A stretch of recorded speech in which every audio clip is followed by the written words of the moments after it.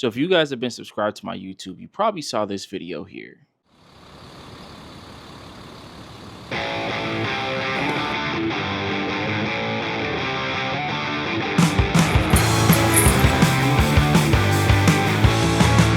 This video is for a local designer called Beck who also works internationally, and they're right here in Charlotte, well, Morrisville. And they were part of this whole show that I was working with called The Face. Now, if you look at this video, you'll notice something very, very specific.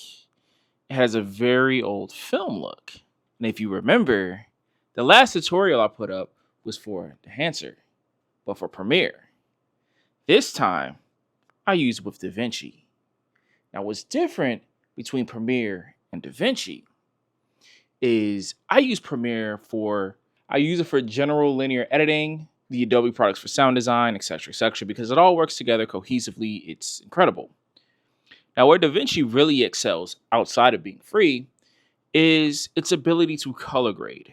Davinci's system of color grading, which is completely different from Premiere, is node-based.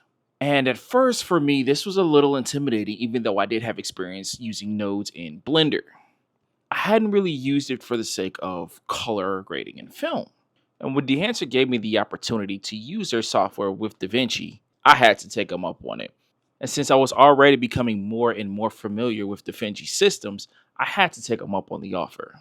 Since then, I've done 2 fashion films, one for Beck Bags and the other for Cosmo Gypsy, using their film emulation software. Now, if you want to check out the full videos, the links are down below in the description. But I didn't make this video to push those. I made this to show you how I'll put this together. So let's check it out. So this is the basic breakdown right here of how I put together this entire piece for Beck Bags. Now remember, this was made in Premiere first and then imported over to Davinci. That is my workflow. I make it in Premiere, bring it over to Davinci for color once we're done with all the editing. Then I take it back over for final render. Now, as we scrub through this, you'll notice something very similar in here. While it's rendering, they all have the same setup. We have our lighting, our contrast, our color and curves, our log wheels, and then we finish our output with our Dehancer plugins. Now, most of these are pretty much set on the same settings. And if you really want to know what each one does specifically, I recommend going back and watching my Premiere tutorial on Dehancer, because it's set up pretty much the same thing. Everything still does the exact same thing. So first off, I put each one of these in Rec 709. You always want to know the color space of the camera that you're shooting in, since Dehancer does offer a decent range of color spaces to work with. I stuck each with the Cine Still 50D because I felt this one in particular works best with the look that we wanted to go for. It offered a very nice old school cinema feel versus the other ones. The other ones, the colors were a bit off for the look we wanted to go with. Not saying that they're bad, but just for this particular look, they didn't give us the color, the base color that we wanted. Now, when I went down into the film developer and compression, I kind of left these as default. I just enabled them because I liked the subtle effects that these added to the piece. You really can't see too much of it now, but you can see down here in the graph, you can see the changes that they're making to our colors. Also, before I go any further, this right here, your scopes, this is your best friend, whether you are using Dehancer or not.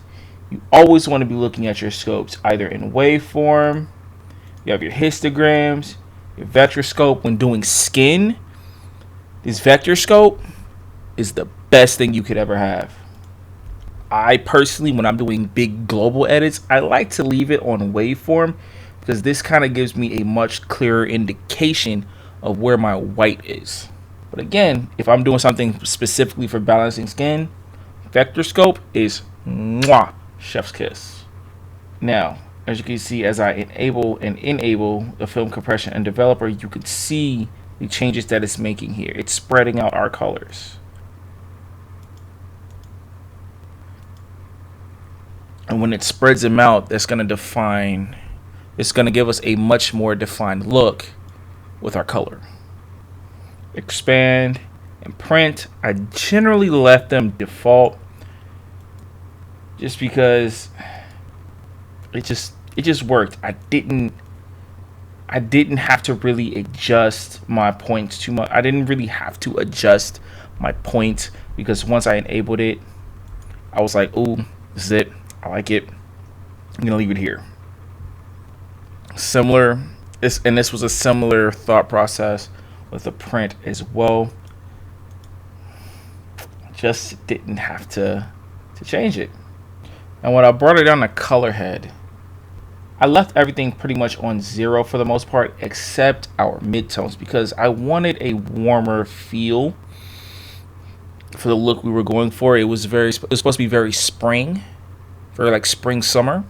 So we needed some warmer tones in our mids. So I bumped this up just a tad bit in our color head to make sure we pulled that warm out in the midtones. But it's very, very subtle. Now when adding film grain, it's pretty obvious what that does. I really didn't add any halation to this one because I just we didn't want to go for that. We didn't want to make it. We didn't want the piece to feel too dated, and halation can actually do that to you. Like if you add it or add too much, it can almost quote unquote date your piece. You want it to still have a modern feel, so I left halation out, but I wanted to actually keep the bloom in because I wanted again that brightness to it.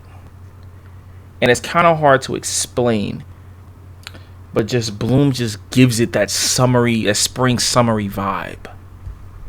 Again, for the sake of it feeling too dated, I left out film damage.